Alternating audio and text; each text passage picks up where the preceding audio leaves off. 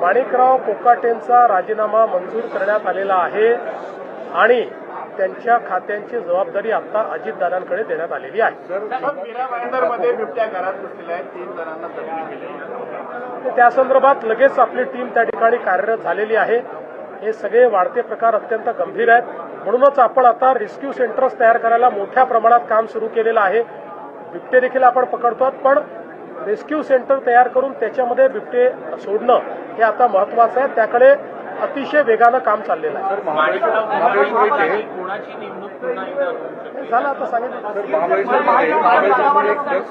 Packet मोठं समोर आलेलं आहे महाबळेश्वरच्या इथे, आणि त्याच्यामध्ये विरोधकांचं असं म्हणणं आहे की एकनाथ शिंदेच्या निकटवर्तीयांचे त्यांच्या नातेगोत्यांमध्ये हे कारखाने आहेत। इतक्या मोठ्या प्रमाणामध्ये महाबळेश्वर पातळीसारख्या हिल स्टेशनवर सापडलेलं कारवाई होऊन पहिल्यांदा तर मी पोलीस विभागाचं अभिनंदन करतो की हा जो काही त्या ठिकाणी धंदा चालला होता तो पूर्णपणे त्याचा पर्दाफाश करून आणि त्याच्यावर मोठी कारवाई पोलिसांनी केली आहे। या संपूर्ण प्रकरणामध्ये जाणीवपूर्वक राजकीय दृष्ट्या कुठेतरी उपमुख्यमंत्री एकनाथराव शिंदेजींचं नाव आणण्याचा जो प्रयत्न चाललेला आहे तो चुकीचा आहे, तो निषेधार्ह आहे।